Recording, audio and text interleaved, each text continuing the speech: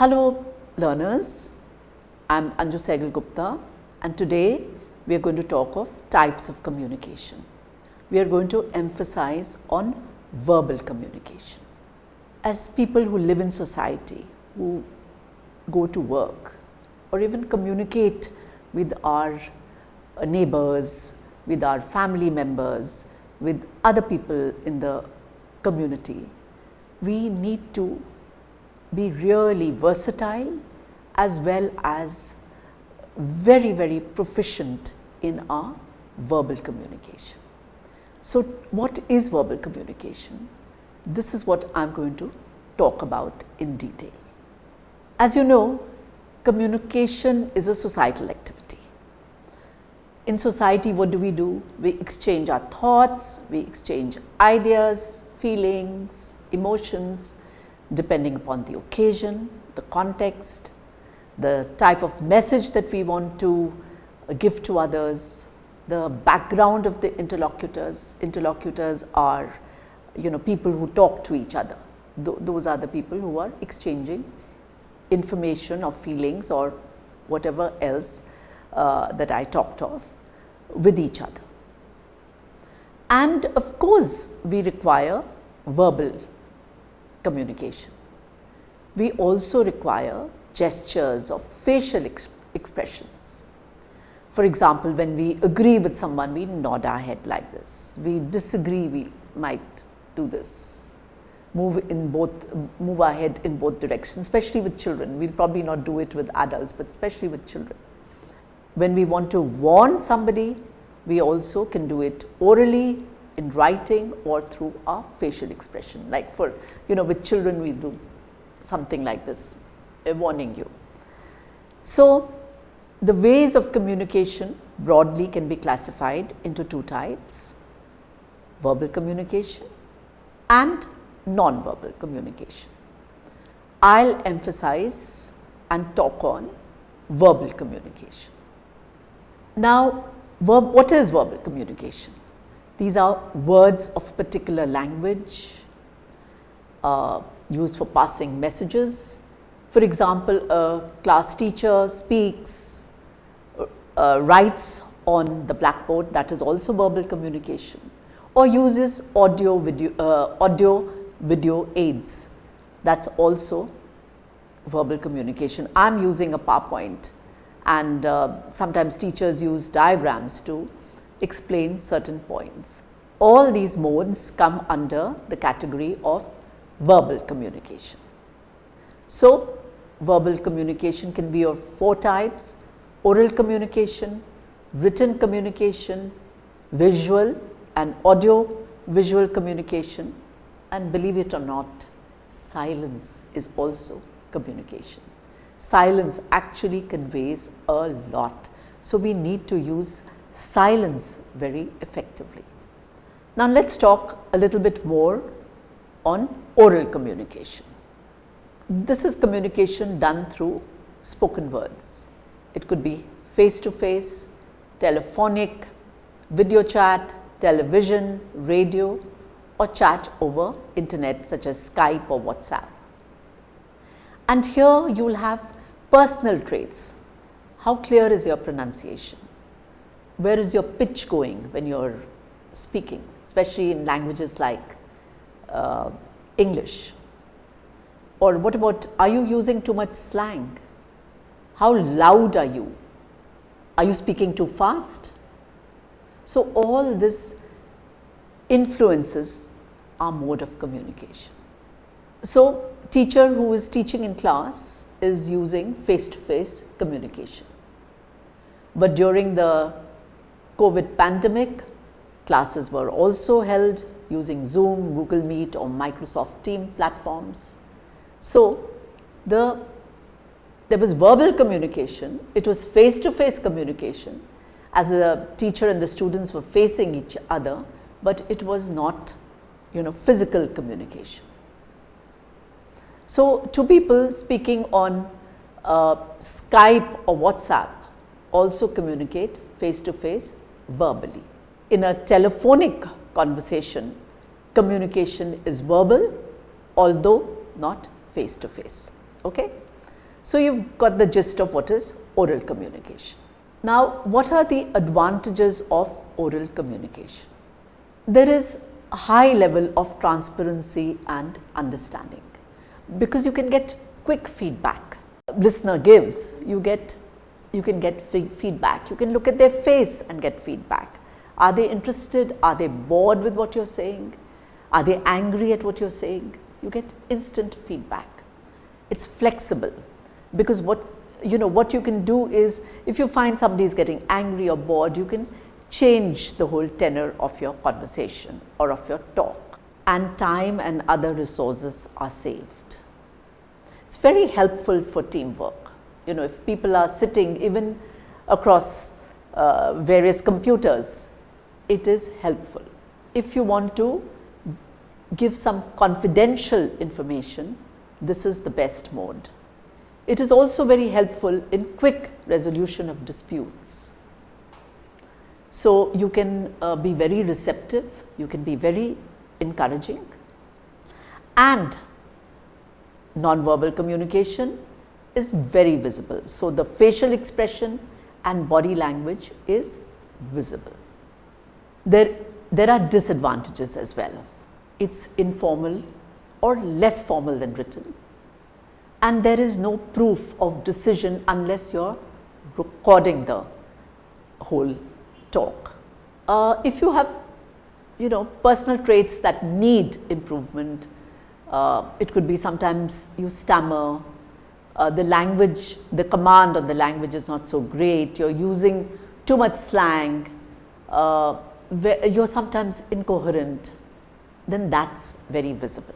And sometimes it can be less authentic when you are, it's very prepared, or you are reading from somewhere. So, it can be less authentic. In a meeting, it can just go on for hours and hours, especially if the chairperson decides to go on for hours, little that you can do to stop it.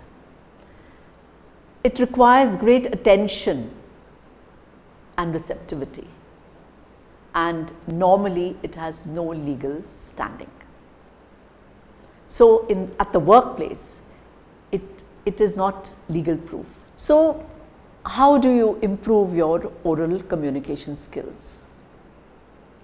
Best to speak in a clear, confident voice, a strong voice that is audible to everyone in the audience. Don't speak too fast, keep your pace average, neither too slow nor too fast.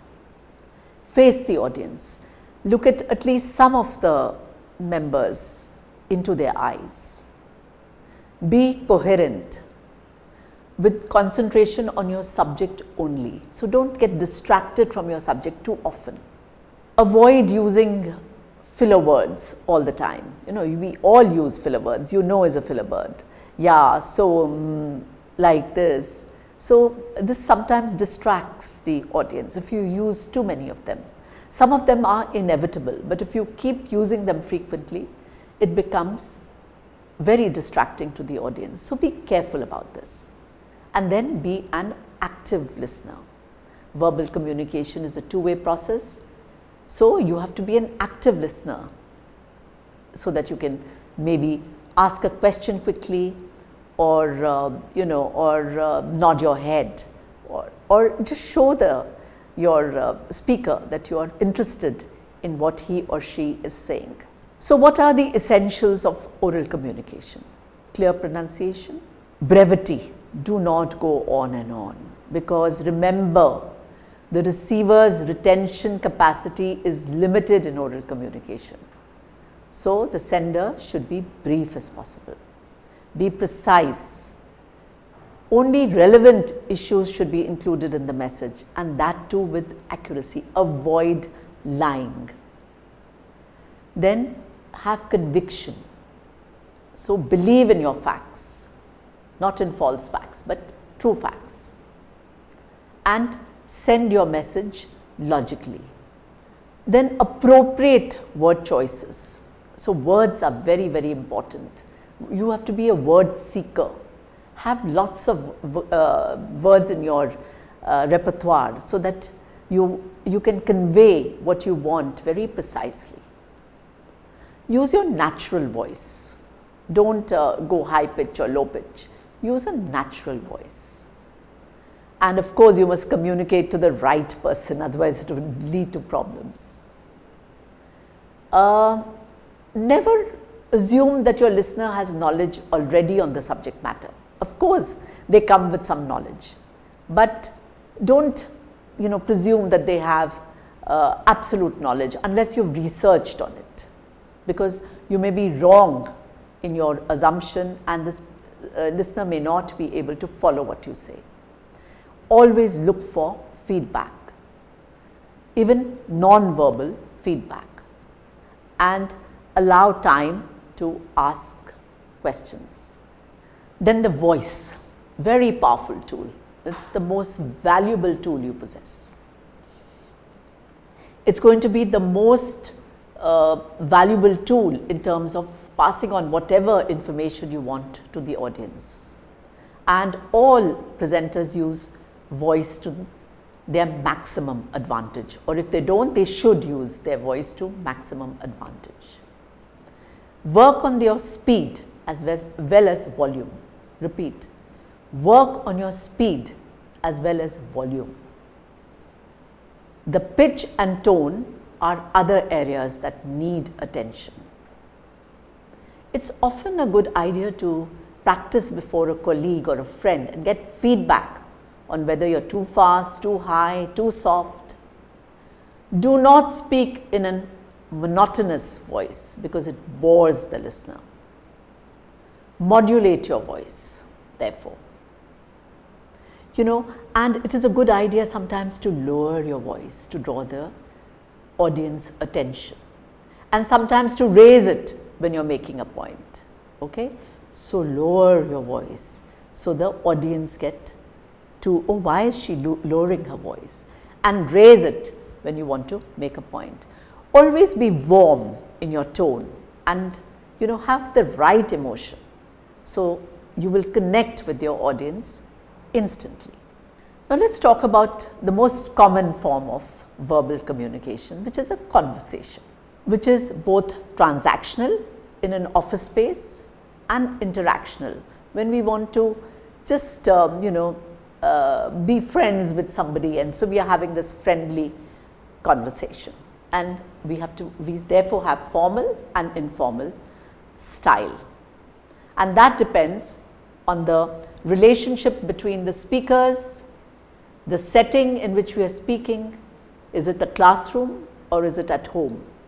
And of course, even with your husband, if you're discussing nuclear physics, you're going to be much more formal. So it's the topic of interaction is very important. You need to be aware of all these points. You need to have strategies for opening and closing of conversation. You're often in a gathering and there's silence because you don't know how to open a conversation. Please, this is something that you must be aware of. How do you open a conversation? Do you go on and on and on, or do you know when to close the conversation? And Indians are very bad at this, strategies for turn taking. We are always interrupting other people. Remember that in a conversation, you have to take your turn. You have to be fluent, avoiding excessive pauses or breakdown, accurate in your vocabulary and grammar, ability to paraphrase. If you can't get a word, you should be able to paraphrase, ability to pause, ability to use filters and pauses. You should be able to use fixed conventional expressions like, may I help you, can I get you a drink, all these are conventional expressions. And you should be able to use conversation in different social settings. Now let's talk about written communication. So here it could be transmitted through email, through letters, memos, all this. It could also be via social media platforms. It could also be via social media platforms like the internet. and it could be for individual communication, it could be for mass circulation. Most commonly used in business, because business requires having things legal. Advantages: it's a permanent record, can be used as reference in future time. You can rewrite and make your writing error free before sending it. And the presence of the sender and the receiver is not required. And sometimes complex matters cannot be talked over in a satisfactory manner. So, written communication is important for that. And because it's written, there are no chances of misconception. And then it can be sent to a large number of people. Disadvantage: it is time consuming. So, if you do not have good command on language, then you struggle with the written message. If you communicate poorly, you may create a bad impression. Feedback is not instant, and there is often no personal touch. So, these are the disadvantages. Now, what are the principles of written communication? It should be clear, no ambiguity here. It should be complete. It should be concise. So, brevity is very important. Only relevant facts. Avoid repetitions. In spoken language, there is a lot of repetition because you want the listener to understand you. But in written language, because the reader can go back, there should be less repetition. And of course, respect to the reader is very important. Courtesy is important.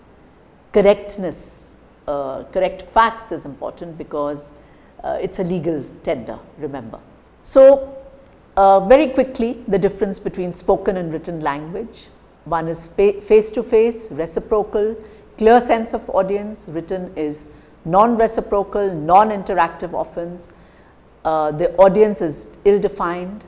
Spoken is spontaneous, often unplanned, unpredictable. So, language much more public, so therefore planned, edited, redrafted.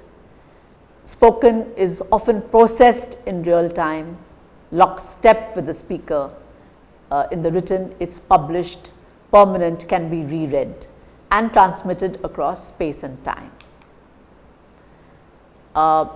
In the spoken, it is less structured, in the sense it may there may be incomplete sentences, repetition of syntactic forms, generalized vocabulary, fillers, much more rule bound in written, more variation in spoken, less stylistic variation in written, context dependent, decontextualized a little bit in the written, less standardized in spoken, highly standardized in written.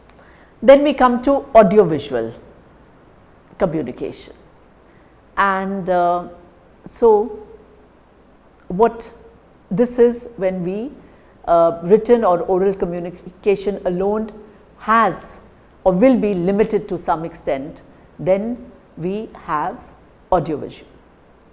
And so we will have pictures, progress charts, maps, graphs, we will have, and this will aid oral presentations.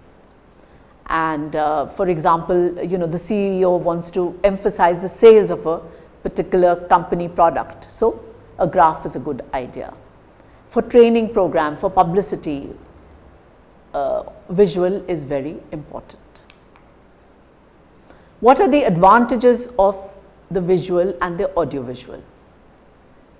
It supports oral communication.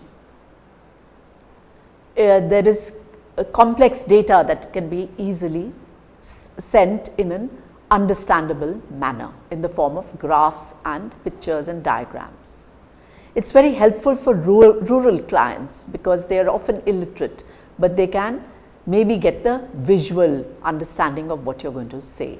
It saves time, decision making is quicker, and it is helpful in publicity because you can have an attractive design which will influence people and facilitate publicity. Disadvantages are also many. It is more expensive because if you prepare designs, graphs, they involve higher expenses. It's time consuming.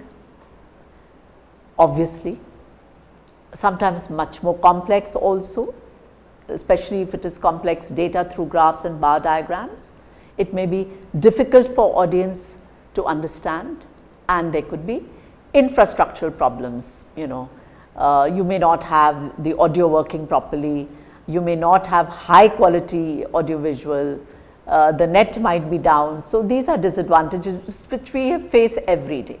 So, visual aids very important, what type, you should be very certain about that, clarity, design, relevance, don't cram information, too much information in your visual graphs. Rehearse, always practice, practice to time, be familiar with the names and figures and research your topic thoroughly. So, the 2 V's, clarity, minimum text, variety of voice quality, allow time, audible, coordinate the visual and the spoken, and pauses for both. Language simple, clear, use active verbs, concrete words, short sentences, have signaling markers, linkers, use your linkers, although, but, then, first, second, third. So, sequencing is understood very, very clearly. Do's and don'ts, speak more loudly than usual, don't whisper or shout, vary your tone, don't sound monotonous, think about the speed. So, don't speak too quickly or slowly, speak clearly, pause for emphasis and effect. Okay, if the figures are fantastic, pause, let the audience get it. Or if you are scolding somebody for poor performance, pause, let them know you are dissatisfied. Always think about eye contact if it is a presentation, but don't read aloud from notes and stay in one place. Don't move around nervously, it's very irritating to the audience.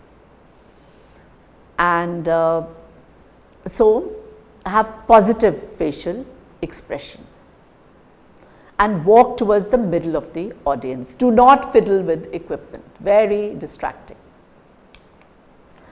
Now, let me talk about the last thing, silence. It is also a mode of communication, and it does not, however, mean inaction. It can of course mean that the person is anxious or fearful of speaking. It can also indicate agreement, dissent, anger or frustration, but sometimes it is a golden way of communication because it will save you from embarrassment. For example, your boss expresses his opinion, but you don't agree. So, don't contradict him, he may be offended. So, silence is the best way to communicate. So, what are the advantages of silent communication? Can you make it silent instead of silence? Please make it silent, or maybe just advantages of silence. Please omit the word communication. I would request whoever is the editor to omit the word communication. It saves you. So, there are some advantages of silence.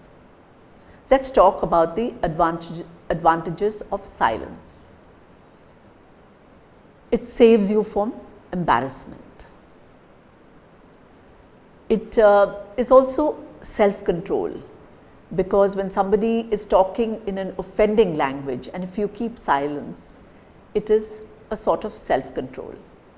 It will attract appreciation, when especially if you are silent in provocative circumstances. It gives you time to think, it gives the other person time to think of a possible response, and sometimes it can be more effective. Disadvantages of silence: it may be misunderstood as shyness, it may show lack of confidence, people may try to bully you, it may be misunderstood as a sign of intrigue, that you people are silent because you are actually trying to, play some games. So, to that extent, it is not such a wise idea. You will be able to use non-verbal and verbal in a manner which is very, very effective in your dealing with others. Thank you very much.